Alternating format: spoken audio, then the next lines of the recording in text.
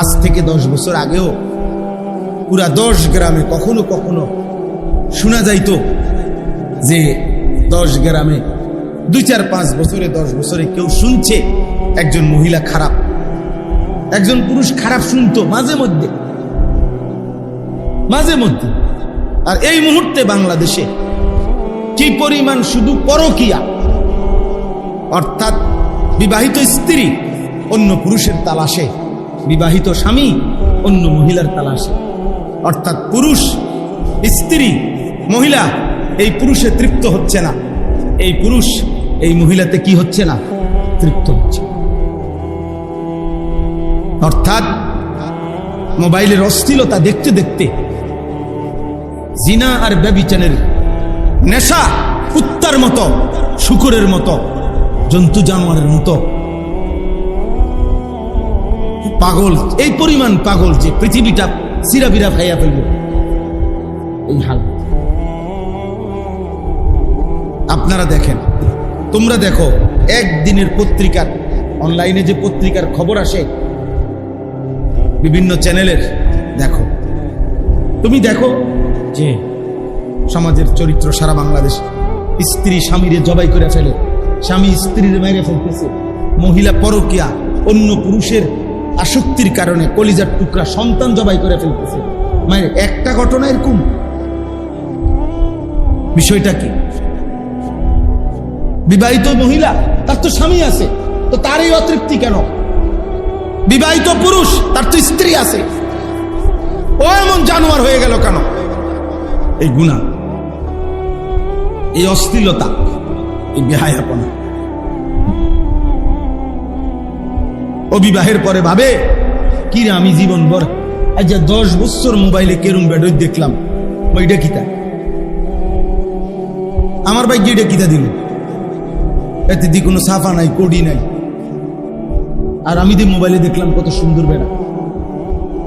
বিবাহিত পুরুষ ভাবে, ওমা আমার এটা কি মহিলা দিল, মোবাইলে দিয়ে দেখলাম আরো কত সুন্দর সুন্দর মহিলা, আমি কত সুন্দর নর্তকী দেখলাম, আমার এই ভাগ্যে এটা কি মহিলা করব, বাদ দে, এটা দিয়ে হইতো না। পবিত্র বন্ধন শেষ পর্যন্ত ওদের চালাকিটা, আমাদের পারিবারিক বন্ধন, বিবাহ, স্বামী স্ত্রীর পবিত্র সম্পর্ক, এটা গোটা ইউরোপে নাই আব্বা, তোমরা খবর না। ওদের কাছে স্বামী স্ত্রী এই শব্দটি তেমন কিছুই না, ওদের কাছে হইল পারস্পরিক সম্পত্তিতে যার সাথে যার যতদিনের চুক্তি, যার সাথে যতদিন যার সম্পর্ক। পুরুষ জানে না কতটা মহিলা বদলাইছে, মহিলা জানে না কতটা পুরুষ বদলাইছে, এখানে এটা বিষয় না, সম্মতি হইলেই শুধু সম্মতির ভিত্তিতে এটা বৈধ। তোমাদেরকে ওইখানে নিয়ে যাচ্ছে ধীরে ধীরে। এই জন্য আমরা বেশি ভাবতেছি, আমরা ভাবি যে তোমরা উঠতি বয়সের নওজোয়ান, আল্লাহ চাহে তো এই সমাজে তোমাদের বাচ্চা মানুষ হবে। তো সমাজটা যদি এমন জঘন্য হয়, তোমার বাচ্চাটা বড় হবে কি দেখে?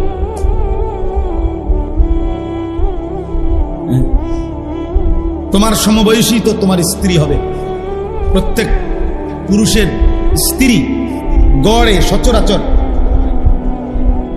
8-10 বছর ব্যবধান হয় না ভাই?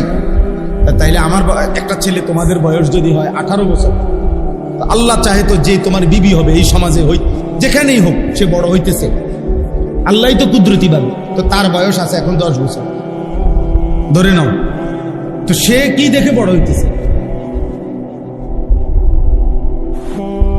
তুমি যদি সেদিন আখলাক চরিত্রবান নেককার নারী কেমনে পাইবা? তোমার এই অসৎ চরিত্র যদি হয় তোমার, তো তোমার স্ত্রী মিলবে কিভাবে সৎ চরিত্র? আর এখন তো তুমি এটা বুঝতেছো না, কারণ এখন তো তুমি অন্যের মহিলা দেখো মোবাইলে।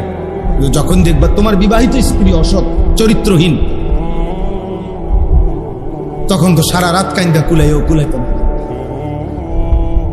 তখন তো দিবানিশি কাইন্দাও আল্লাহ মাফ করে দেন, আল্লাহ মাফ করে দেন। আমি বললাম ভাই, আমি সবার কথা বলি না, সবাই খারাপ হয়ে গেলে এতক্ষণ ইসরাফিল ফু দিয়া দিত। ভালো মানুষ আছে, এখনো আছে, কিন্তু দৃশ্যমান আমাদের চোখে দেখা, চারিদিকে আমরা সবাই মিলেই দেখতেছি অসভ্যতা, অস্থিরতা, বেহায়াপনা, গড়ে গড়ে অশান্তি দ্বিগুণ না শতগুণ বেড়ে গেছে। 400 কোটি টাকার মালিক এই মসজিদে বসে, আল্লাহর ঘরে বসে কোরআন সামনে বলতেছি, বেচারা বলতে হুজুর আমি 400 কোটি টাকার মালিক।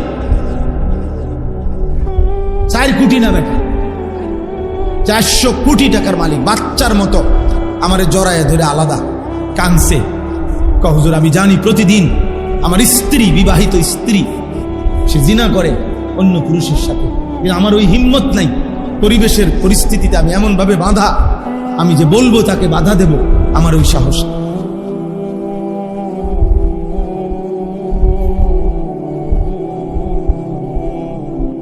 আমি এমন ফেসে আছি যে আমি একবার মুখ খুললে আমারে হয়তো গুম করে, মানে অর্থাৎ আমার পৃথিবীর থেকে কি করে ফেলবে, সরাইয়া ফেলবে। আমার টাকা, আমার গাড়ি, আমার বাড়ি, বাসা বাড়ি আমার,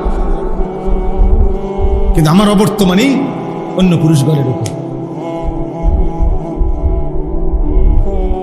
আচ্ছা, এই পুরুষটার আব্বা, তোমরা বলো ভাই, এই পুরুষটার কলিজাটার কি অবস্থা? তার 24টা ঘন্টা কেমন কাট, তার কলিজাটার মধ্যে কেমন আগুন জ্বলে ধাউ ধাউ করে।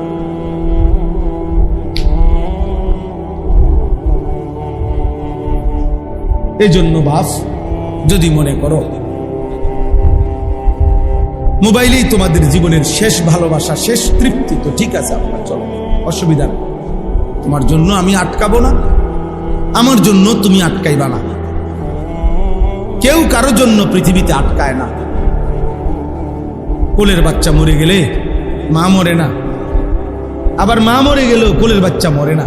এই বাচ্চা নাবালক, কোলের বাচ্চাও, নবজাতক সন্তানও কোনো না কোনো কোলে পিঠে করে ধীরে ধীরে বড় হয়ে যায়। কারো না কারো বুকের দুধ খাইয়া আল্লাহ তারে ঠিকই হায়াত দেয়। তার মানে ওই মার জন্য কোলের বাচ্চা থেমে নাই, কোলের বাচ্চার জন্য মা থামে না। কারো জন্য কেউ আটকায় না। কিন্তু আমাদের আখেরাত তো বরবাদ হবেই গুনার কারণে, কিন্তু আমাদের দুনিয়াটাও কঠিন হয়ে যায়, আমাদের দুনিয়াটাও কঠিন হয়ে যায়। কোনোভাবেই আমরা তোমাদেরকে ফেরাইতে পারছি না। তোমরা বেশিরভাগ ছেলে পেলেকে কোনোভাবেই বুঝানো যাচ্ছে না যে মোবাইল এটা জীবনের শেষ কাজ না। একজন যুবক, একজন শক্ত সামর্থ্য ইমানদার মুসলিম পুরুষ, প্রিয় ভাই আমার, উচিত ছিল পৃথিবী করো, আখেরাত করো, দুনিয়াও তুমি মেহনত করো, পরিশ্রম করো, তুমি লাখ টাকা উপার্জন করো, অসুবিধা কি? তুমি রোজগার করো, রোজগার পরিশ্রম করো, হালাল উপার্জন কোনো একটা করো। আবার আখেরাতের জন্য নামাজ পড়ো।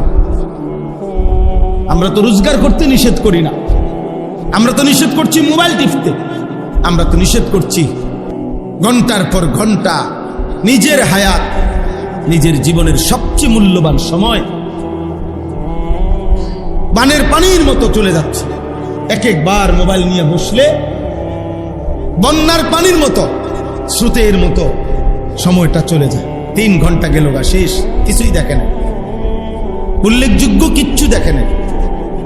4 ঘন্টা নাই, 7 ঘন্টা নাই, শুইতে বসছে, ফজরে ভোর হয়ে গেছে, রাতের 5 ঘন্টা হয়তো মোবাইল দেখছে। কি দেখছে আব্বা? জিজ্ঞাসা করো, বাবা কি দেখছো, কি উপার্জন হইল, কি অর্জন হইল? নারী যে দেখছো, সেই নারীরও তো ভোগ করতে পারলা না, বিয়েও তো করতে পারলা না, নর্তকীরি দিয়া কিছু তো করতেই পারলা না।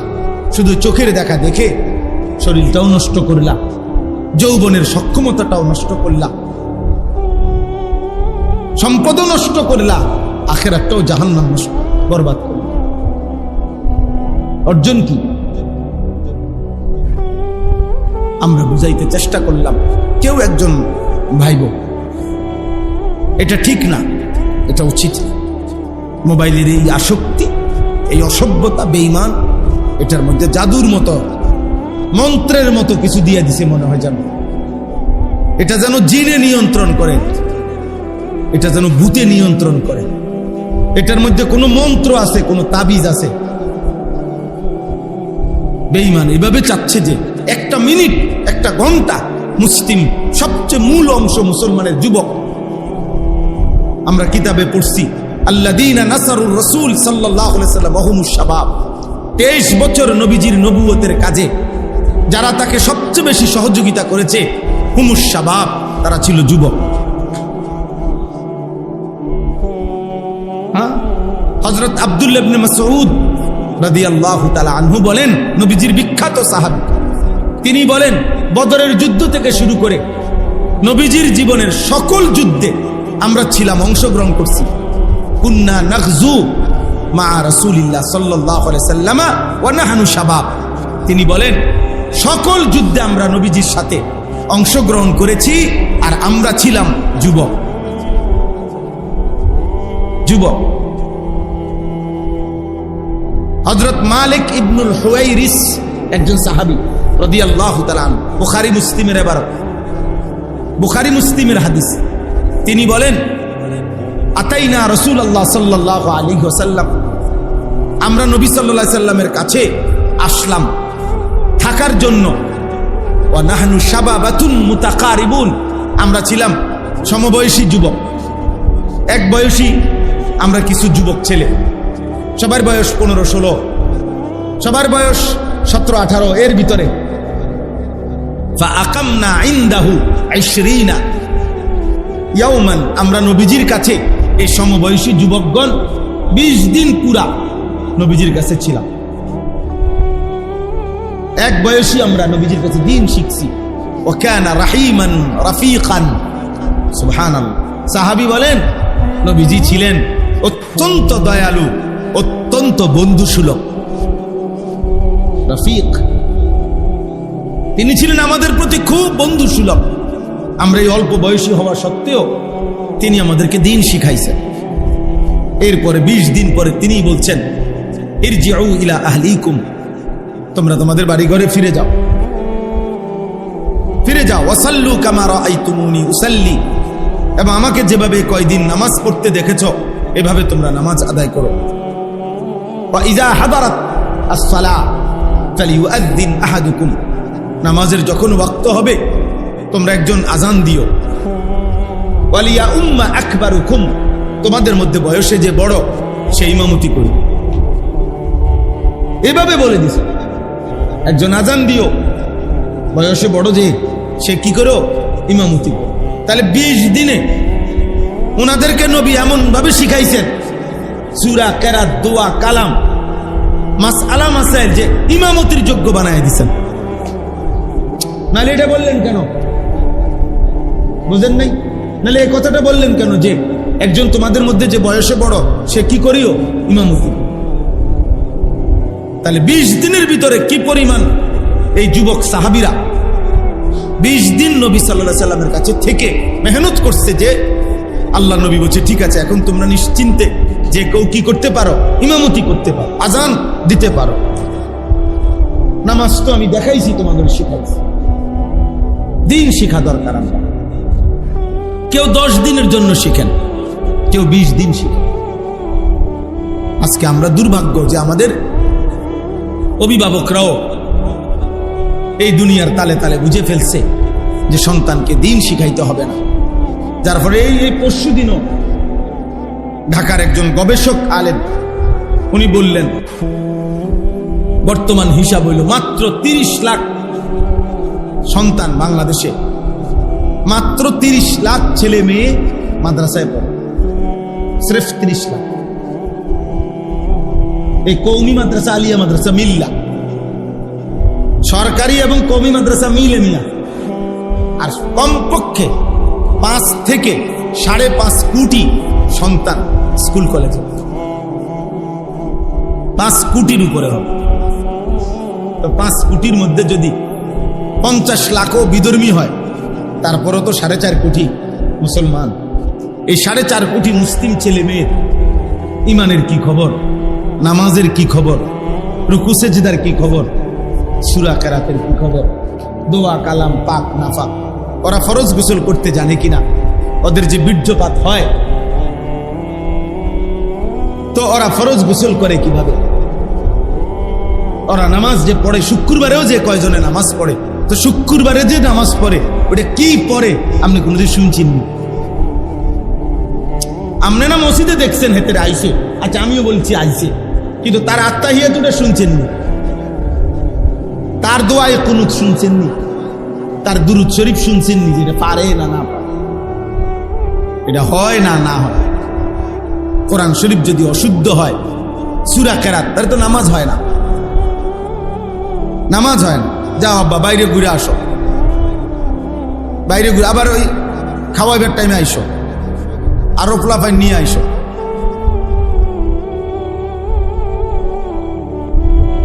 অনেকের আবার হিসাব হলো এটা, আরো আসবে, দেখবে ওদের হিসাব আছে।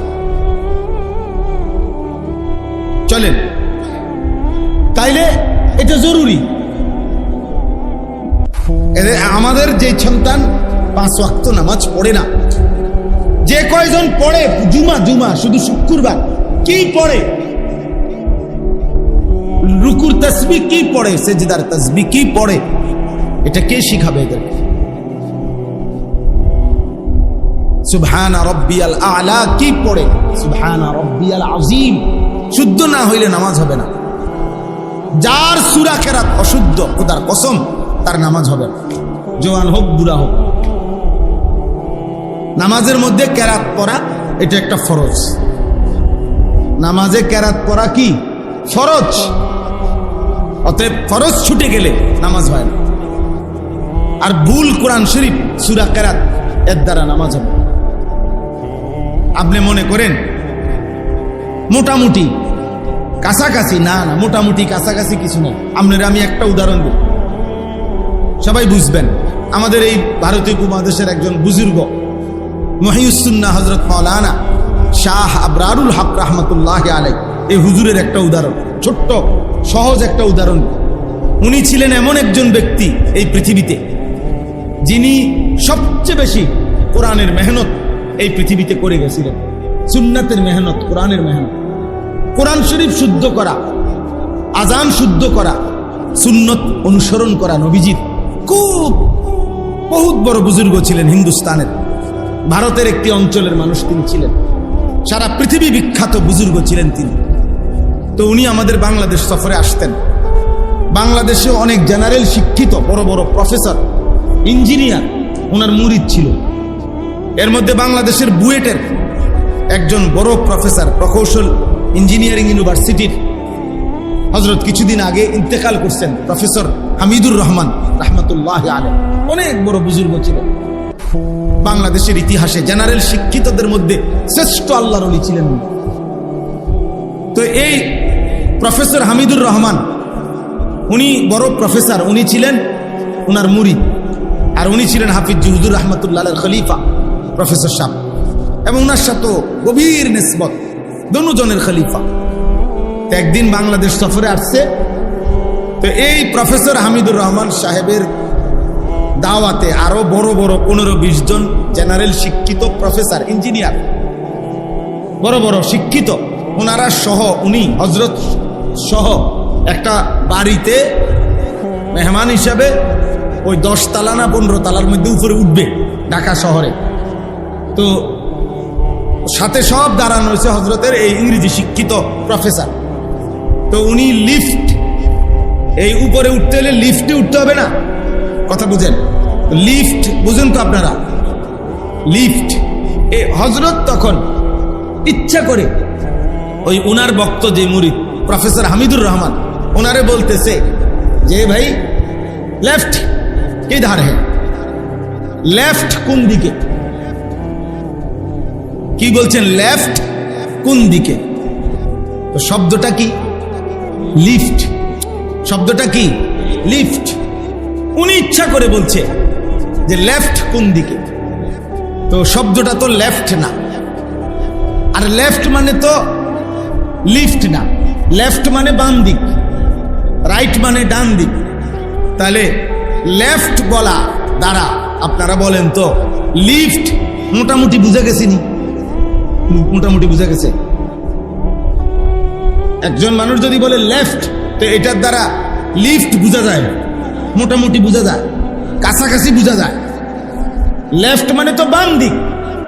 তাহলে এটা যদি বলে আর আপনি বুঝাইতে চাইছেন লিফট, তো এটা আপনি মোটামুটি বুঝছেন তো যে উনি লেফট বলতে লিফট বুঝাইছে। আমি যদি এখানে দাঁড়াইয়া বলি লেফট, আপনি বুঝবেন লিফট, আপনি বুঝবেন লিফটের কাছাকাছি। তাহলে ন্যূনতম এক জাররাও তো এটাকে লিফট বুঝাবে না লেফট বলার দ্বারা, এটা সম্পূর্ণ পৃথক।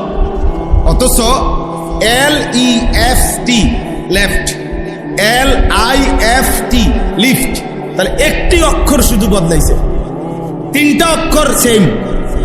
LFT এই তিনটা তো দুনো অক্ষরের মধ্যে সমান, বদলাইছে শুধু কি একটা অক্ষর। ছিল সে অক্ষরটা আই, উনি বলছেন কি ই। এতে করে অর্থটা এতটাই ব্যতিক্রম হয়েছে যে লিফট তো বুঝাই নাই, কাছাকাছিও বুঝায় নাই, মোটামুটিও বুঝায় নাই। তখন ওই প্রফেসর হামিদুর রহমান কানে কানে হজরতকে বলতেছেন, হজরত লেফট নিহি হে, ये লিফট হ্যাঁ। উনি মনে করছে যে হজরত জানে না বা বুঝে নাই বা খেয়াল করে নাই, তো হজরতকে ঠিক করে দিতেছে, হজরত শব্দটি লেফট নয় লিফট। এই তখন হজরত বলছেন, ভাই ভাই তো ইয়ে কাহ রাহা হ্যায়, আমি তো যুগ যুগ ধরে বছরের পর বছর এটাই বলতেছি তোমাদেরকে, এটাই তো বুঝাইতে চাচ্ছি যে একটি শব্দ লিফট, এটা যদি আমি একটি অক্ষর বদলাইয়া ফেলার কারণে সম্পূর্ণ ভিন্ন বুঝায়, ন্যূনতম যদি লিফট না বুঝায়, তো কোরআনুল করিম অশুদ্ধ পড়লে, একটা অক্ষর ভুল পড়লে, তো কোরআনের মূল শব্দ যেটা, এটা কেমনে বুঝায়?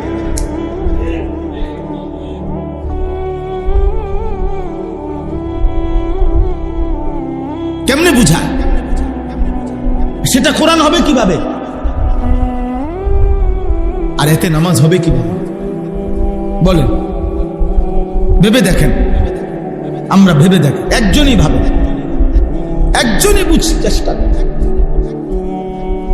এই জন্য সবার কাছে বললাম, এই মাসিক ইসলাহি মাহফিল, বাৎসরিক মাহফিল, মাদ্রাসাগুলোর মধ্যে পড়ানো, মসজিদে জুম্মার বয়ান, আউলিয়ায়ে কেরামের খানকার মধ্যে বয়ান, দাওয়াত ও তাবলীগের বয়ান, আল্লাহওয়ালা বুজুর্গদের যত চোখের পানি, সব কিছু মিলাইয়া একটাই মাকসাদ, আমাদেরকে মনে করাইয়া দেওয়া যে আমাদের আখিরাত, আমাদের পরকাল, আমাদের পরকাল। আমরা বুঝতে চাই না এটা, আমরা মনে করছি খাইয়া দাইয়া ঘুমাইয়া পেশাব পায়খানা করিয়া দুনিয়া ভালো আছি। বুড়া মানুষেরও এক কথা, জোয়ান মানুষেরও এক কথা। তোমরা যুবক ছেলে মনে করছো এই শুধুমাত্র নারী, ছবি, মোবাইল, কিছুক্ষণের বন্ধুদের আড্ডা উল্লাস, এর মধ্যেই তোমাদের দিন যায় রাত যায়। আর বয়স্ক মানুষ জিফুত একটু লাইন করে দিছে, কেউ রে চাকরি, কেউ রে বিদেশ, কেউ রে বিয়া। আর এখন উনি খাইয়া দাইয়া তিন বেলা খায়, ঘুমায়, চা দোকানে গল্প গুজব করে সময়টা কোন রকমে পার করতেছে, সুখে আছে। আরে ভাইয়া, চাচা, আপনিও তো দুনিয়াই বুঝলেন, ওই ছেলেটাও তো দুনিয়াই বুঝলেন। আখেরাত, আখেরাত কি? আখেরাত কোথায়? 60 বছর 70 বছর বয়স, এই তলম্বা হায়াতের মধ্যে এই পৃথিবীতে কত প্রয়োজন, গত 60 বছরে কত লক্ষ টাকা ওনার হাত দিয়ে উনি জমা করছে।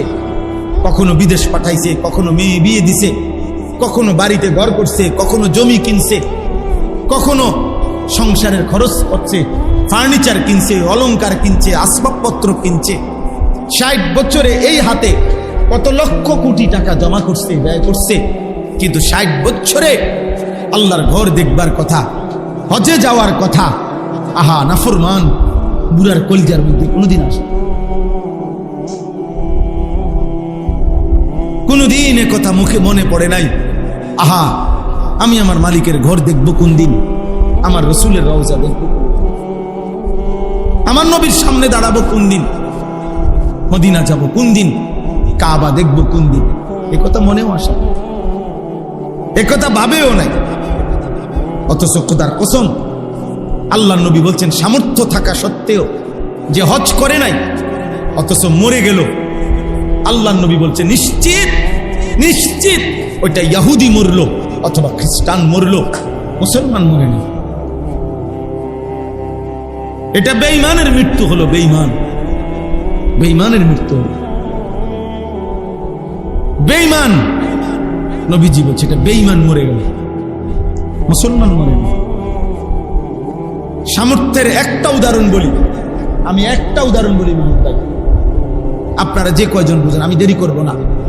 একটা উদাহরণ হলো এই যে একজন মুসলমান, মনে করেন উনার যে বসত ভিটাটা, ওনার যে বসত বাড়ি যেটাতে উনি থাকে, এইটার অতিরিক্ত ওনার শুধুমাত্র জমি আছে, খেতে ফসলের জমি, বাজারের ভিটা অথবা যেখানেই হোক ওনার আলাদা জমি আছে, জমি, বুঝছেননি কথাটা?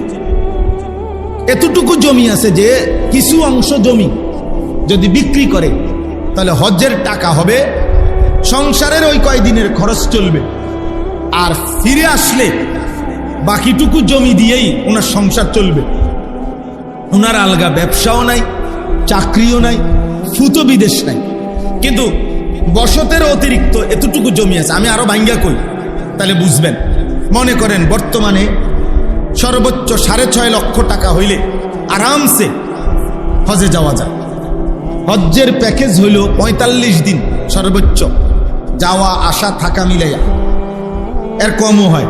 45 দিনের ভিসা দেয়, আর মানে প্যাকেজ বানায় একটা, এর ভিতরে আপনাকে সফর করাইয়া কোম্পানি বাংলাদেশে আবার কি ফিরতি ফ্লাইট হবে। তাহলে 45 দিন, 1.5 মাস। এই 1.5 মাসে সংসারে খরচ, মনে করেন আপনার বউ বাচ্চা জিফুতের ওষুধপত্র বাজার সদাই লাগবে আরো 1.5 লাখ, আমি ধরলাম আর কি। তাহলে 6.5 লাখ আর 1.5 লাখে কত, বুঝেন নাই কথা? 8 লাখ। এই 8 লক্ষ টাকা এবার হিসাব করেন যে এই বসতের অতিরিক্ত ওনার এতটুকু জমি আছে, যে জমি আপনার কিছু অংশ যদি বিক্রি করে তাহলে 8 লাখ টাকা হবে। 4 শতক জমি বেচছে 2 লাখ টাকা করে, 8 লাখ। 5 শতক জমি বেচছে আপনার 8 লাখ টাকা হয়ে গেছে, 10 লাখ টাকা হয়ে গেছে। 3 শতক জমি বিক্রি করছে, 3 তিরিকা 9 লাখ টাকার ব্যবস্থা হয়ে গেছে। আরো যে 10 শতক জমি আমি ধরছি, আরো 6 শতক আছে, 7 শতক আছে, উনি দেশে আইলে এটা দিয়েই ওনার সংসার চলবে। ওনার আর ব্যবসাও নাই, দোকানও নাই, ছেলেও বিদেশ নাই, আর কিচ্ছু নাই, বসত আছে আর এই জমিটা আছে। এই জমির কিছু অংশ বিক্রি করে যদি হজের টাকা হয়, বাকিটা দিয়ে যদি সংসার চলে, তার খোদার কসম আল্লাহর ঘর মসজিদে বসে বলতেছি, এই মুসলমানের উপরে হজ 100 ফরজ ফরজ ফরজ। এই মুসলমান বুড়া যদি মরে যায় হজ না করে, আল্লাহর নবী বলছে এটা ইহুদি মরছে নয়তো খ্রিস্টান মরছে। এখন বলে কি পরিমাণ মুসলমানের উপরে হজ ফরজ? ভাই কত? জমি নাই, কথা বলে না। কিছু অংশ জমি বিক্রি করলে হজের টাকা হবে এমন মুসলমান নাই। কই, কোন দিন করবে? বুড়া মিয়া দি সাদুয়ারে বইয়া গপ মারে, হ্যাঁ, লম্বা লম্বা কথা কয়, লম্বা লম্বা কথা। সাদওয়ান থেকে হুজুর রে বেহেস্ত ফাটায়, দোজখে ফাটায়, উনি হেনতে ফায়সালা দেন। ওই হুজুরের ইমান আছে, ওই হুজুরের ইমান নাই। হ্যাঁ, সিদ্ধান্ত দেয় মেন ফতুয়া অফিসটা হইলো, ফতুয়া বিভাগটা হইলো সাদোকান, ওইখান থেকে ফতুয়া দেয়।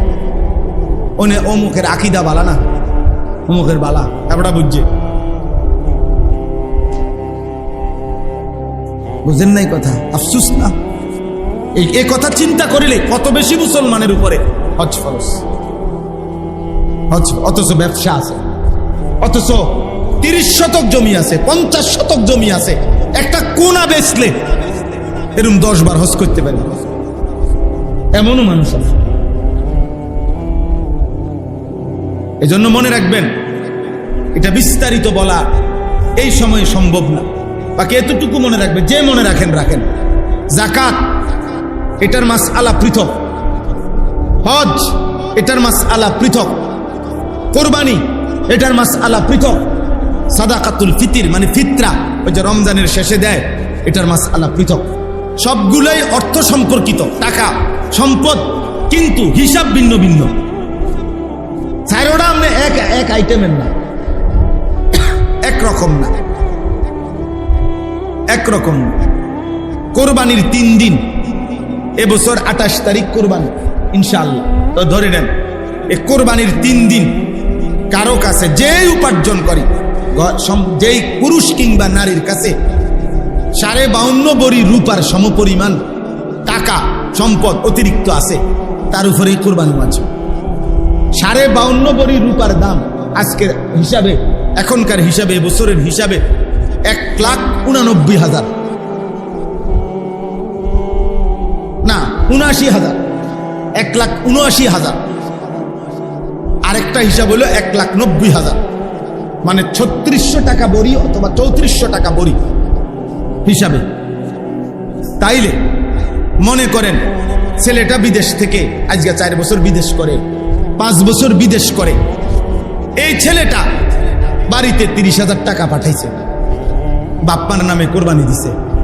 এখন এই ছেলেটার কাছে 1,80,000 টাকা আজ 5 বছরেও তার কাছে জমা অতিরিক্ত নাই। কথা বলেন না কেন? তো তার উপরে কোরবানি ওয়াজিব, তার কোরবানি কই?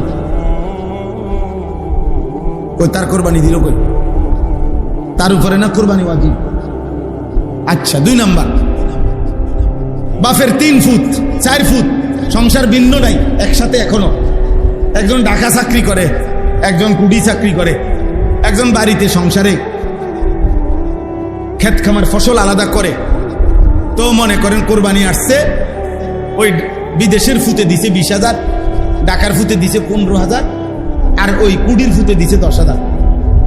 এই 20 আর 15 35, আর 10 15 45, মনে করেন আরো 5-10,000 টাকা, 50,000 মিলাইয়া 2 শরিক কোরবানি দিছে বাপ্পার নাম। আমরা ঘরে কোরবানি হচ্ছে, এটা নিয়ে কোরবানি। কোরবানি বুঝি এমনি ওয়াজিব, এই এক এক যার থেকে জাফারে নিয়া একসাথ কইরা একজনের নামে কোরবানি দিলেই, এটা তো ফ্যামিলির, একজনের নামে কোরবানি দিলে কোরবানি তো ফ্যামিলির উপরে, পরিবারের উপরে কোরবানি ওয়াজিব হয় না, কোরবানি তো মানুষের উপরে ওয়াজিব হয়। তো ওই যে ছেলেটা চাকরি করে তার কাছে তো 1,80,000 টাকা আছে জমা, তো তার উপরে কোরবানি ওয়াজিব না, তো তার কোরবানি কই? কথা বলেন না, বলেন, মাথা লাড়লে হইতো না, বলেন। আমাদের সমাজে কি পরিমাণ খামখেয়ালি। বাপমার নামে কোরবানি দিবেন, ভালো কথা, এটা তো হলো বাপমারের সহযোগিতা করা, সহযোগিতা করা। আমার আব্বা ইন্তেকাল করছে 2015 সালে, আমরা আজও এই বছরও আমার বাবার কোরবানি পৃথক ভাবে বাবার নামে, বাবার হিসাব ধরে কোরবানি দিই, কিন্তু আমার কোরবানি আমার বাবার নামে দিলেই, মানে আমার বাবার দিলেই আমার কোরবানি আদায় হয়ে যাবে। তো কথা বলেন না? তো তাহলে একটা ফ্যামিলির মধ্যে উপার্জন করে যতজন, কামাই রোজগারি করে যতজন, এ বিবাহিত না হোক, আমার কয় হাতে অন্য বিয়েই করছে না, এদের আবার কি কোরবানি না, হেতের কোরবানি না, এদের শুধু গোস্ত খানা, হেতের শুধু খানা, হেতে বিয়েই করে নাই। তো বিয়ে না করলে কি, বিয়ের সাথে তো কোরবানির হিসাব। তাইলে বালেক পুরুষ মুসলিম, বালেক সাবালক, যার বীর্যপাত হয় তাকে বালেক বলে, প্রাপ্তবয়স্ক। এমন বালেক পুরুষ বিবাহিত হোক অবিবাহিত হোক, সংসার একত্রে হোক ভিন্ন হোক, যে উপার্জনকারী, যার কাছে এই কোরবানির 3 দিন 1,90,000 অথবা 1,79,000 টাকা সমপরিমাণ সম্পদ টাকা জমা আছে অতিরিক্ত, তার উপরেই কোরবানি আছে। এমন প্রত্যেকের কোরবানি আদায় করতে হবে। যদি না আদায় করে, আল্লাহ নবী বলছে ওই নাফরমানকে বইল আমাদের মুসলমানের ঈদগাহে যেন না আসে। আরে বইল মুসলমানের সমাজ সমাজে তুমি আইসো না, তুমি যাও, তুমি আলাদা থাকো। ফালা ইয়াকরাবান্না মুসাল্লাহ। আর সওয়াব কি? দিলে কুরবানির সওয়াব কি? সুবহানাল্লাহ। নবীজি বলছে একটা সওয়াব শোনেন, নবীজি ফাতেমাকে বলছে, ওনার মেয়ে ফাতেমা, এখন তোমার প্রাণীটা জবাই হবে, কোরবানি হবে। ফাতেমাকে বলছে নবীজি একদিন, হযরতে ফাতেমাকে বলছে, ফাতেমা কুমি ইলা উদহিয়াতিক, তোমার প্রাণী এখন কোরবানি হবে, তুমি দাঁড়াও পর্দার আড়ালে, তুমি দাঁড়াও। ওয়াশহাদিহা, এবং দেখো, তুমি আড়াল থেকে, পর্দার আড়াল থেকে দেখো। নবীজি বলেন, ফা ইন্না লাকা বিআউয়ালি কাতরাতিন তাকতুরু মিন দামিহা আন ইউগফারা লাকা মা সালাফা মিন যুনুবিক। সুবহানাল্লাহ। নবীজি বলেন, ফাতেমা, এখন যে প্রাণী তোমার কোরবানি জবাই হবে, রক্তের এক ফোঁটা মাটিতে পড়বার সাথে সাথে আল্লাহ পাক তোমার পিছনের সব গুনাহ মাফ করে দিবে, সব মাফ করে দিবে। আন ইউগফারা লাকা মা সালাফা মিন যুনুবিক, পিছনের সব গুনাহ আল্লাহ মাফ করে দিবে। তাহলে এটা কি শুধু গোশত খাওয়া, নাকি অনেক বড় সুযোগ? এটা ইবাদত কিনা বলেন না? এজন্য ভাই, এখানে যে কয়জন আছেন ছেলেরা, ভাই তোমরাও যারা আছো, উপার্জন করো, নিজেদের কোরবানি, বাপের সহযোগিতা করো, মাকে সহযোগিতা, কিন্তু নিজের কোরবানির ইহতিমাম করো। এটা ইবাদত। এটা আমরার ঘরে কোরবানি হইছে মানে আমরার ঘরে গোস্তখানার বুঝ হইছে, এটা না, এটা ইবাদত, এটা ইবাদত। বলে এত জনে কোরবানি দিয়ে, এত গোস্ত দিয়ে কি করবো, এত গোস্ত দিয়ে মাটির গাইরে লেবেন, আমরা যখন খাইতে পারতেন না, তো এগুলোতে মাটিতে গাইরে লাগেন, এটা বুঝি কথা? এত গোস্ত খাইব কি? এখানে কি গোস্ত খাওয়া মাকসাদ? তো আল্লাহ তাআলা তো বলছেই, ফাকুলু মিনহা ওয়া আতইমুল কানিআ ওয়াল মু'তার ওয়া আতইমুল বাঈসা ওয়াল ফাকির। কোরআনের আয়াত। তুমিও খাও, অভাবী, অসহায়, আত্মীয়, গরিব, ফকির, ওদেরকে দাও, ওদেরকে দাও, ওদেরকে দাও। তাহলে এই জন্য মহিলাদের কোরবানি, এটার একটা উদাহরণ বলি। একজন মহিলার কাছে এক বড়ি স্বর্ণ আছে, এক বড়ি বা 1.5 বড়ি, এই গায়ের অলংকার মহিলাদের।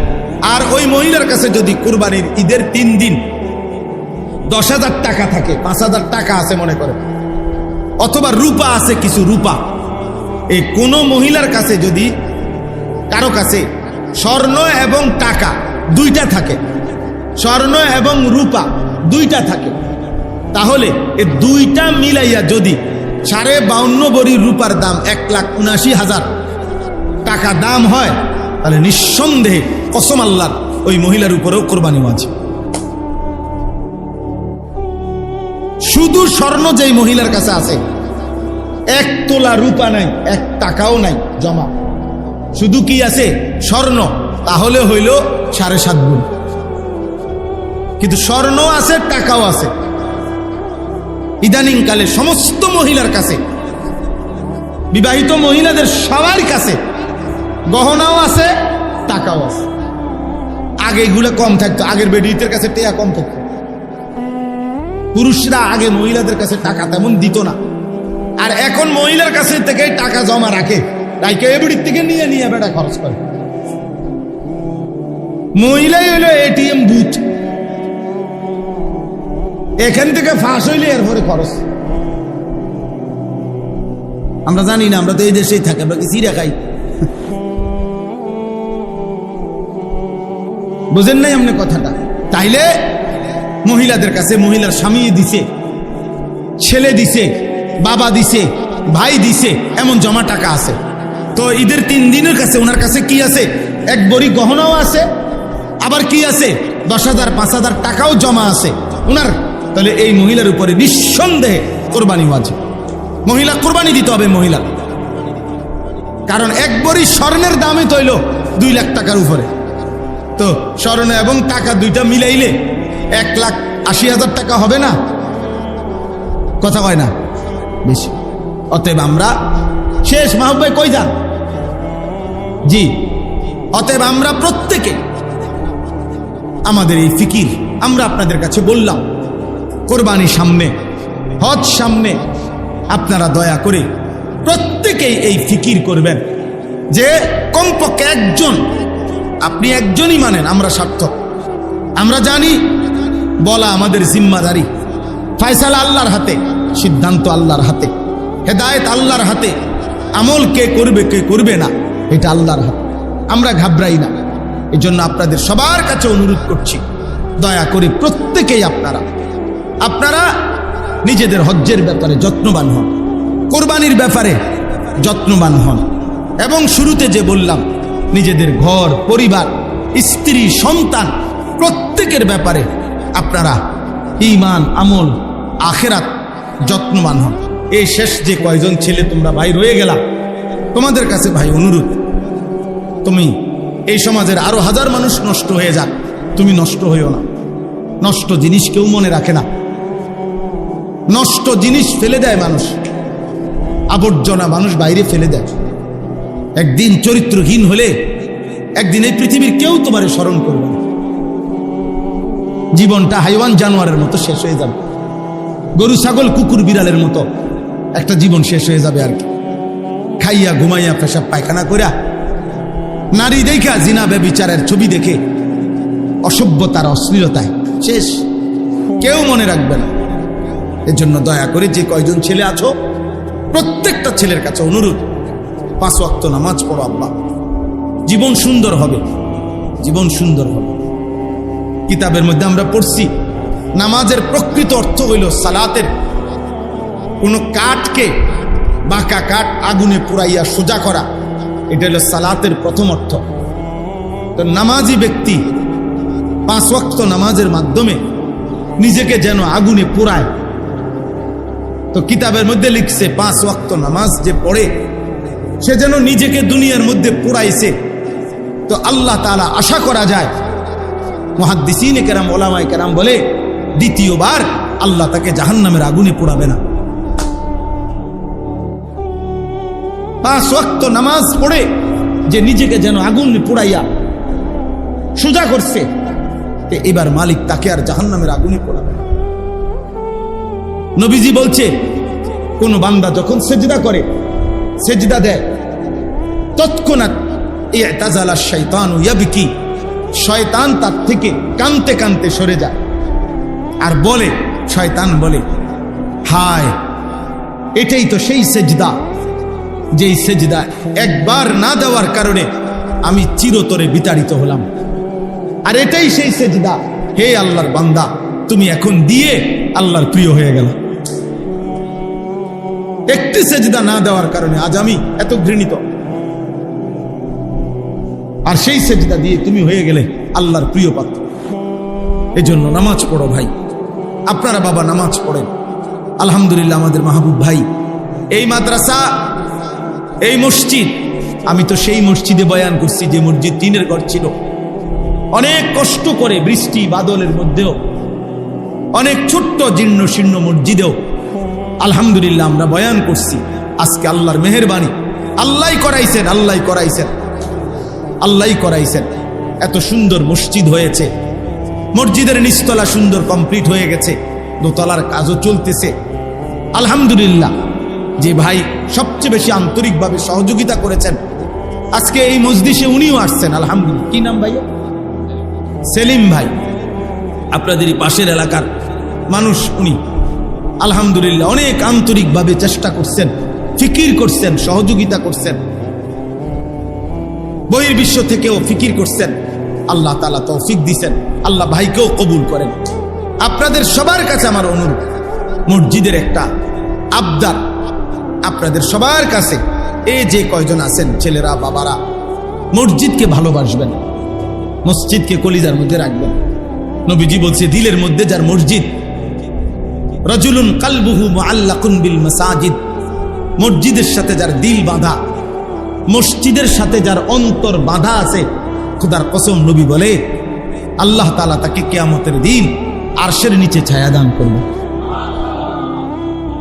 আরশের নিচে ছায়া। 7 ধরনের ব্যক্তিকে আল্লাহ নবী বলছে আল্লাহ আরশের নিচে ছায়া দিবে। এক ধরন হলো ওই মানুষটা দিল যার বাধা আছে মসজিদে, মসজিদের সাথে। এই জন্য মসজিদকে ভালোবাসা চাই। মসজিদের সাথে সম্পর্ক থাকা যায়। মসজিদ মুমিনের কেন্দ্র, মার্কাজ। আল্লাহ কোরআনে বলছে কাবাকে, কাবা হচ্ছে মুবারাকাম ওয়া হুদাল লিল আলামিন। কাবা মার্কাজ বরকতের, কাবা মার্কাজ হেদায়েতের, বরকতের কেন্দ্র, হেদায়েতের কেন্দ্র। এজন্য মসজিদকে ভালোবাসবেন, মসজিদের প্রতি সহযোগিতা করবেন, মসজিদের জন্য দান করবেন। আলহামদুলিল্লাহ মসজিদে তো ওনারা দিচ্ছেন অনেকের সহযোগিতা। আজকেও আমার কথা হলো, এই আপনারা যদি প্রত্যেকে সম্ভব হয়, ছেলেরা তোমরাও, বাবারা আপনারাও পকেটে হাত দিয়ে, এই মসজিদের আরো অনেক কাজ, অনেক ঋণ, অনেক প্রয়োজন আছে, আপনারা চেষ্টা করে ভালোবাসা মহব্বত দিয়ে থাকলেই আপনি আন্তরিকতার সাথে মসজিদের জন্য সহযোগিতা করেন, দেখবেন ঠকবেন না। মাহবুব ভাই বারবার বলতেছেন ধারাবাহিক মাসিক ইসলাহি মজলিস করার জন্য। আমি জানি এটা কষ্টকর, প্রত্যেক মাসে মাসিক ইসলাহি মজলিস করা বা কষ্টকর। আমরা যে করি নিজের মাদ্রাসায়, প্রতি মাসের দ্বিতীয় শনিবার আমার মাদ্রাসায় ইসলাহি মাহফিল হয়, কষ্ট হয়। প্রতি মাসে মেহমানদারি করা, ওলামায়ে কেরামকে দাওয়াত দেওয়া, যথোপযুক্ত ইন্তজাম করা, কষ্ট হয়। কিন্তু এরপরেও মানুষের কল্যাণে সব সময় চালু রাখতে চেষ্টা করি, চেষ্টা করছি। এই সুখে দুঃখে অভাবে সব সময় চেষ্টা করি যে চালু থাকুক, আল্লাহর বান্দা পড়ুক, শুনুক, আল্লাহর কথা শুনুক। আমার মাদ্রাসার এলাকার অনেক বাচ্চা কাচ্চা, ছোট ছোট বাচ্চারা মজলিসের দিন আইসা খায়, রাত্রে বয়ান শেষ হইলে খিচুড়ি খায়, বিরিয়ানি খায়। আমি আলহামদুলিল্লাহ, আমার কথা হইলো কোনো অসুবিধা নাই, আমরা বলছি, ধমক দেই, এটা সেটা বলি, মূল মাকসাদ তো হইলো ফিরানো না। আল্লাহর বান্দার আল্লাহর দেওয়া রিজিক খাবে, কোনো মানা নাই। কিন্তু আবা আল্লাহকে না বলা, আল্লাহকে না বলা, ভাত মাছ বিরিয়ানি দালান বিল্ডিং তো কেমন কিছুই না। এ তো আল্লাহ জন্তু জানোয়ারকেও দুনিয়া ভোগ করা, কাফের বেঈমানকেও ভোগ করা। এই জন্য আপনারা প্রত্যেকের কাছে অনুরোধ, ভাইয়া তোমরা ছেলেরাও মসজিদের সাথে সম্পর্ক বাড়াও, 5 ওয়াক্ত নামাজ পড়ো, ফজরের নামাজ কষ্ট করে পড়ো, মোবাইলে অ্যালার্ম দাও, অ্যালার্ম ঘড়ি কেনো, এক বন্ধু আরেক বন্ধুর সাথে সম্পর্ক করে একজন আরেকজনের সাথে মিলাইয়া বলো যে ভাই তুমি আমারে উঠাইয়ে দিও, তুমি আগে উঠলে কল দিও, তুমি তারে কল দাও, সে তোমাকে কল দাও। একজন আরেকজনের নেক কাজে সহযোগিতা কর। বন্ধু মানেই তো ভালো কাজের সঙ্গী। বন্ধু এই শব্দটা তো গুনার জন্য আসে না। বন্ধু মানে অকল্যাণ করবে, তো সে বন্ধু কিসের? যে কাউকে নারী দেখায়, খোদার কসম, এটা তো বন্ধু না। যে তারে মদের আড্ডায়, জুয়ার আড্ডায়, নারীর আড্ডায়, জিনার আড্ডায়, ব্যভিচারের আড্ডায়, খেল তামাশায় নিয়ে যায়, ওইটা বন্ধু হইতে পারে না, ওইটা শয়তান, ওইটা শয়তান। বন্ধু মানে তো কল্যাণকামী, বন্ধু মানে তো উপকার করবে। যে কাউকে নারী দেখানো এটা কল্যাণ, কাউকে ছবি দেখানো এটা কল্যাণ, কাউকে মদের আড্ডা জুয়ার আড্ডায় নেওয়া এটা কল্যাণ। তাহলে সে বন্ধু কিসের? আবার বন্ধু তো কল্যাণকামী, বন্ধু তো হিতাকাঙ্ক্ষী, বন্ধু তো হিতাকাঙ্ক্ষী। অতএব আমরা প্রত্যেকে ইনশাআল্লাহ মসজিদের সাথে সম্পর্ক করব, ঠিক আছে? ইনশাআল্লাহ চেষ্টা করবেন তো ইনশাআল্লাহ। আল্লাহ তাআলা আপনাদের সবাইকে তৌফিক দান করেন। সবাই পকেটে হাত দেন, দেখেন যদি থাকে পকেটে মসজিদের জন্য সহযোগিতা করেন। কেউ যদি বলেন পরে দিবেন, যে হুজুর ইনশাআল্লাহ আমি নিয়ত করলাম 5,000 টাকা দেব, 10,000 টাকা দেব, তাও দিয়েন। 1 টাকাই দিলেন, 100 টাকাই দিলেন, 1000 টাকাই দিলেন, 200 টাকাই দিলেন, 50 টাকাই দিলেন, দেখা গেছে এতে আপনি অংশীদার থাকলেন। আপনার নাম, সবার নাম নেওয়া দরকার নেই। আরশে আজিমের মালিক আল্লাহ। 10 টাকা দানকারীরও আল্লাহ দেখে না? কথা বলেন, আল্লাহ দেখে কিনা? আল্লাহ তাআলা তৌফিক দান। মাদ্রাসার একজন ছাত্র বা একজন উস্তাদ উঠেন, উঠে হাতে হাতে নেন। একজন উস্তাদ উঠেন, দেন বাবা, প্রত্যেকে যার কাছে আছে তিনিই দেন, না থাকলে দিয়েন না, কোনো অসুবিধা নেই, কোনো সমস্যা নেই। আল্লাহ আপনাদেরকে তৌফিক দান করেন, আল্লাহ আপনাদেরকে কবুল করে নেন। আল্লাহ তাআলা প্রত্যেককে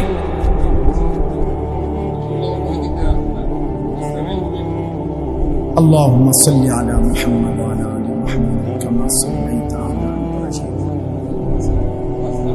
মাশাআল্লাহ বাসির ভাই আল্লাহ কবুল করে 5000 টাকা দিয়েছেন মাশাআল্লাহ আরো একজন 500 টাকা দিয়েছেন আল্লাহ কবুল করে আলহামদুলিল্লাহ আলহামদুলিল্লাহ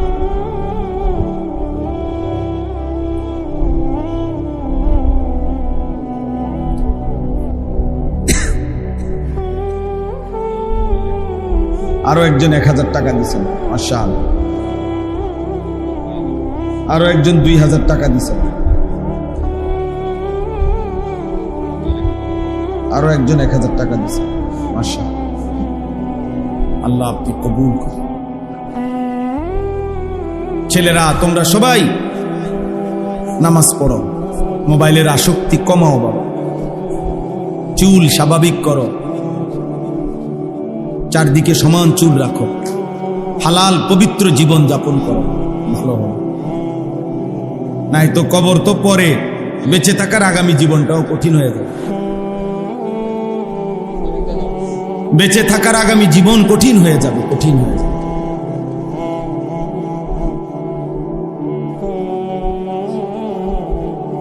আল্লাহ আমাদেরকে হেফাজত করে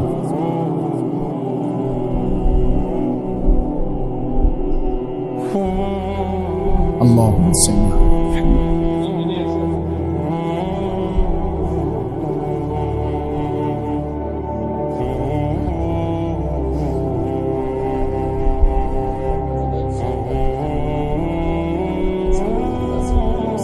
মাশাআল্লাহ জুলাই মাসের 7 তারিখ সামনের ইসলাহি মজলিস আমার পরম শ্রদ্ধেয় শায়েখ আরিফ বিল্লাহ হাকিমুন নফস আল্লামা মুফতি মুশতাকুন নবী কাসিমি হযরত ইনশাআল্লাহ আসবেন এখানে আলহামদুলিল্লাহ আল্লাহ তাআলা সবাইকে আসার তৌফিক দান করেন আল্লাহ তাআলা হযরতকেও হায়াতে তয়্যিবা আফিয়া দান করেন এই মাদ্রাসা আল্লাহ কবুল করেন তিল তিল করে কষ্ট করে মাদ্রাসাকে যেন আল্লাহ তাআলা কবুল করে বুজুর্গের কদম ধ্বনি আল্লাহওয়ালাদের বারবার আসা যাওয়ার বরকতে আল্লাহ যেন মাদ্রাসায় বরকত দান করে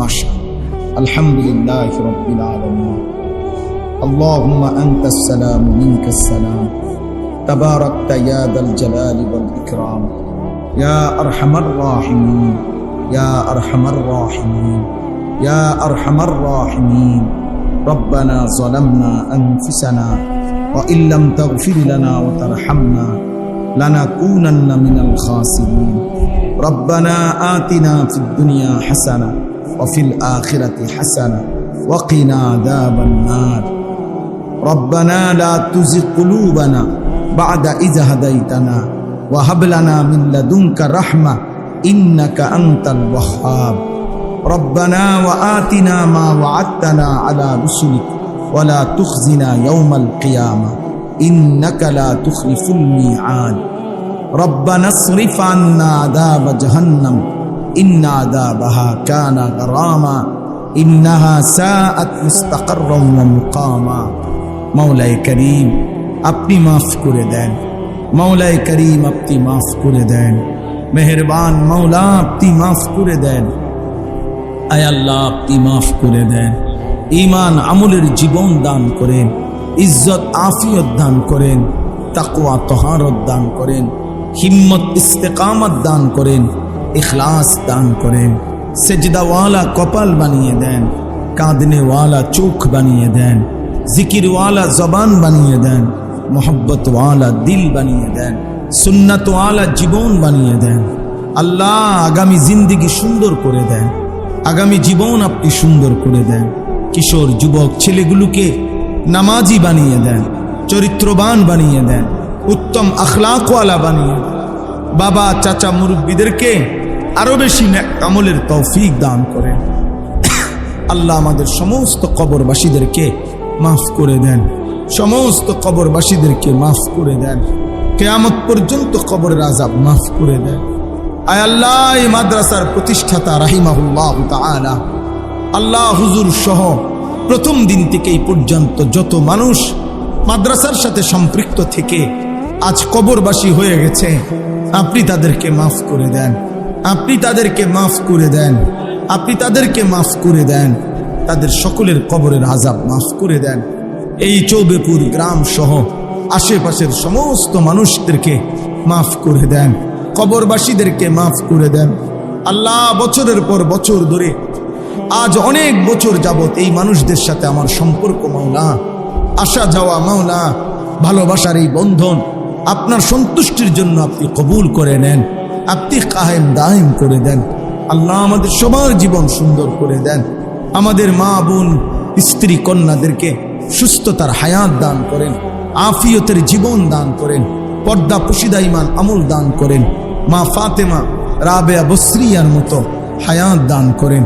আল্লাহ, এই মাদ্রাসা আপনি কবুল করে নেন, মাদ্রাসা আপনি কবুল করে নেন, মাদ্রাসা আপনি কবুল করে নেন। মাদ্রাসার तमाम জরুরত আপনি পূরণ করে দেন। এই মসজিদখানা আপনি কবুল করে নেন। আল্লাহ, মসজিদের প্রতিটা দানে আপনি বরকত দান করেন, আপনি বরকত দান করেন। আল্লাহ, আপনি বরকত দান করেন, সকলের উপরে খায়ের ও বরকত নাজিল করেন। আল্লাহ, এদেশের কেন আমার এখানে আমার বান্দা তাওয়াফ করবে তাদের জন্য, এখানে আমার অনেক বান্দা রাত্র দিন অবস্থান করবে তাদের জন্য, এখানে আমার অনেক বান্দা রুকু সেজদা করবে, নামাজ আদায় করবে তাদের জন্য। মসজিদকে পবিত্র রাখা, সুন্দর রাখা, এটা আল্লাহ তাআলার আদেশ। হ্যাঁ,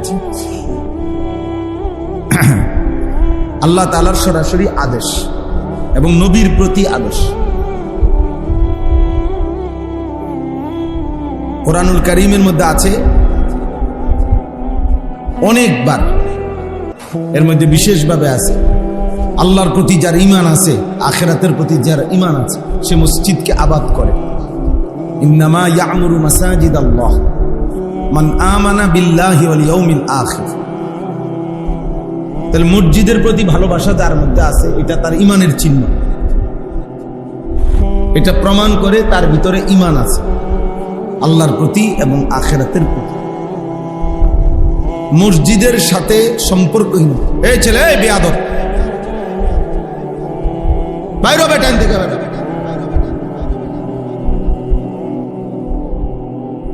আবার বাহিরে ফাঁকি দাও, চুরি করে ক্যামেরা উঠাও কেন?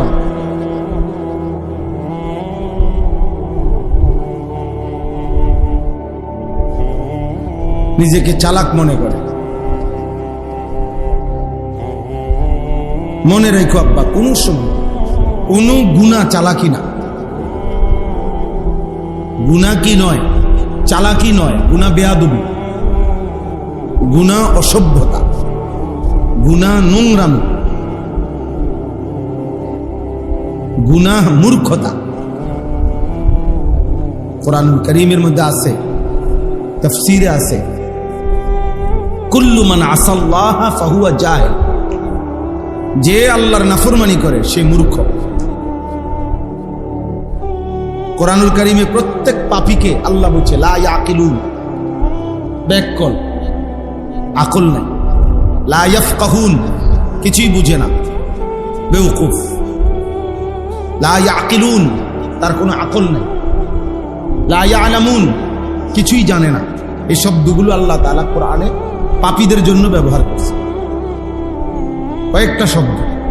কখনো বলছেন লা ইয়ালামুন, সে কিছুই জানে না, কখনো বলছে লা ইয়াফকাহুন, সে কিছুই বুঝে না, কখনো বলছে লা ইয়াকিলুন, তার আকলে কিছুই ধরে না। এই শব্দগুলো পাপীদের ক্ষেত্রে। আমি কিংবা আপনি, জওয়ান কিংবা বুড়ো, কোনোভাবেই পাপী চালাক হয় না, নাফরমান চালাক হয় না, নাফরমান চালাক হয় না। তো বলতেছিলাম মসজিদের আদব অনেক বেশি, মসজিদের প্রতি ভালোবাসা অনেক বেশি, অনেক বড় বরকতের বিষয়। আল্লাহ তাআলা কোরআনুল কারীমে এটা ঈমানের চিহ্ন বলছে। আর মসজিদের যে বাধা দেয়, আল্লাহর কোন বান্দাকে মসজিদে আসতে বাধা দেয়, আল্লাহ কোরআনে বলছে সে হচ্ছে সবচেয়ে বড় জালেম।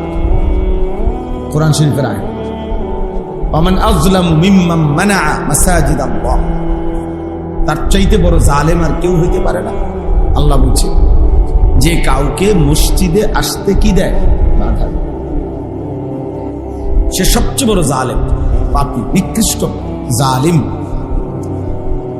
এজন্য এক বন্ধু যদি আরেক বন্ধুকে নামাজের জন্য বাধা দেয়, সে ছেলেটা হয়তো একবার বলছিল যে চল মসজিদে যাই, নামাজ পড়ব, তো 3-4টা দুষ্ট শয়তান বন্ধু মিলে ওকে ধমক দিয়ে, এই বে নামাজ পড়ে, একবার উল্টে এলে এবার নামাজ পড়া, চিনি না আপনি কেমন নামাজি, হ্যাঁ, এই বেচারারে এমন ভাবে লজ্জা দিচ্ছে যে সে হঠাৎ বাবা চাকা খাইয়া আর আসে নাই। আসতে চাইছিল, কিন্তু বন্ধু নামের এই শয়তান তারে আল্লাহর ঘর থেকে কি করছে, বাধা দিছে। আল্লাহ তাআলা বলছে সে নিশ্চিত মনে রেখো, সে সবচেয়ে বড় জালেম। এবং কোরআনুল কারীমের মধ্যে কথা স্পষ্ট আছে, যে জালেম হয়, আল্লাহ বলছেন এই জালেম, জুলুমকারী, এটা এমন পাপ, এই পাপীর প্রতিশোধ আমি আল্লাহ নিজে নেব, আমি তার প্রতিশোধ নেব। ইন্না মিনাল মুজরিমিনা মুনতাকিমুন, এটা কোরআন শরীফের আয়াত। নিশ্চয়ই আমি আল্লাহ এই জুলুমকারী পাপী থেকে প্রতিশোধ নেব, আমি তার প্রতিশোধ নেব। প্রিয় ভাই, কোনোদিন তোমার নামাজ পড়তে মন না চায় না, মসজিদে আসতেই মন চায় না, এইটাই স্পষ্ট, এটাই আল্লাহর প্রতিশোধ। আল্লাহ তোমার মুসলমানের ঘরে জন্ম দিও, মসজিদমুখী করলো, আখিরাতের কথা মনে করে, তোমারে জন্তু জানোয়ারের মতো শুধু খাওয়ায়, হাইওয়ানের মতো। এটা স্পষ্ট প্রমাণ যে এটাই প্রতিশোধ, এটাই আযাব, এটাই শাস্তি। আযাব শুধু থাপ্পড় দিছে এটা না, কোন মানুষ মুসলিম অথচ আল্লাহকে মানার সুযোগ পাচ্ছে না, ইবাদত করার সুযোগই হচ্ছে না তার, এটাই তার উপরে আল্লাহর সবচেয়ে বড় লানত, আযাব, প্রতিশোধ। এর চাইতে বড় প্রতিশোধ আর কি হতে পারে? কোরআনুল কারীমে আছে, নবীজিকে আল্লাহ বলছে, বন্ধু মনের ইচ্ছে মতো যে চলে, একদিন আমি তাকে পথভ্রষ্ট করে দেব। অনেকদিন আমি দেখি, কোনদিন আমি আল্লাহ চাইলে এবার আমি আল্লাহই তাকে পথ হারা করে দেব, আর কোনদিন সে পথ পায়। আযাল্লাহুল্লাহু বিইলমি, আল্লাহ বলেন আমি ইচ্ছে করে এবার পথ হারা করে দেব। বেশি দিন তুমি উল্টা চলতেছো, ঠিক আছে বান্দা, আর লাগবে না, আমার পথে চলতে হবে না, ঠিক আছে যাও, গুনার পথেই থাকো আব্বা, দরকার নাই, ভাত খাইবাই তো আর কি খাও, খানা দানা আটকাবো না, কিন্তু বন্দিগি আর করতে দেব না। জন্তু জানোয়ারের মতো, কুকুর বিড়ালের মতো একদিন খাইতে খাইতে, পেশাব পায়খানা করতে করতে একদিন মরে চলে যাবে, শেষ। কোরআন শরীফের আয়াত আছে, স্পষ্ট শোনো, একটা ছেলে শোনো, একজনই বুঝো। এ আমার পরিচিত জায়গা, আমিও পুরাতন, আপনারও পুরাতন। আশ্চর্য আয়াত আছে কোরআন, ওয়ালাউ আরাদাল্লাহুল খুরুজা ওয়ালাউ আরাদুল খুরুজা লাআদ্দু লাহুল উদ্দা। আল্লাহ তাআলা বলেন মুনাফিকদের ব্যাপারে, যে যদি মুনাফিকরা আসলেই আমি আল্লাহর পথে বের হতে চাইতো, আমার পথে চলতে চাইতো, তাইলে তো তারা আমার পথে চলার জন্য প্রস্তুতিই নিত। নামাজের ওয়াক্ত হইছে, ওযুই করেন, নামাজের ওয়াক্ত হইছে, ঘুমের থেকেই উঠেন।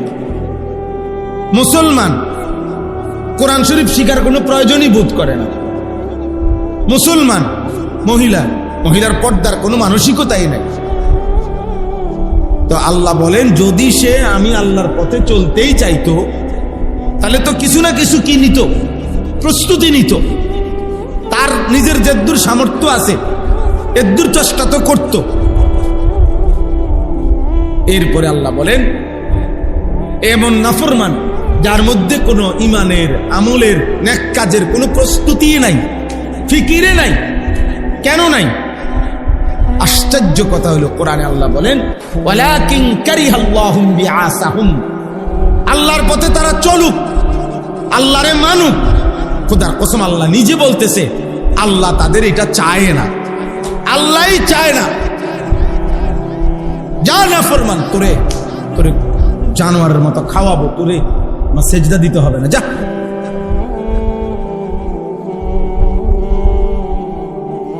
লাগবে না বেটা। এত কোটি কাফের সেজদা সারা প্রতিদিন খায়, তো তুই আর অল্প কয়েকজন খাবি না, বাতে না কয়টা। কোরআন শরীফের আয়াত। কোনোভাবেই তোমার নামাজ পড়তে মন চায় না, বিষয়টা কি?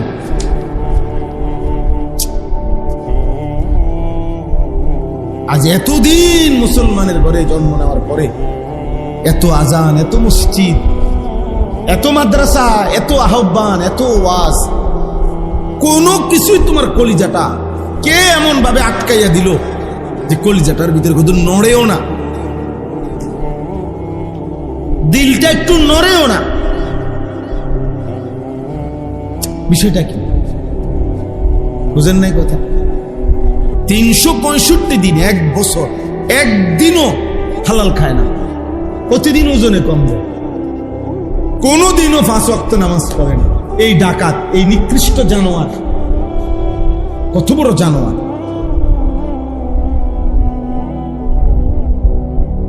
বিষয়টা কি? এটা আল্লাহ কোরআন বলছে ওয়ালাকিন কারিহাল্লাহুম বিআসাহুম, আল্লাহই চায় না আল্লাহর পথে চলুক, আল্লাহ নিজেই আর চায় না। যা, লাগবে না বান্দা, চল।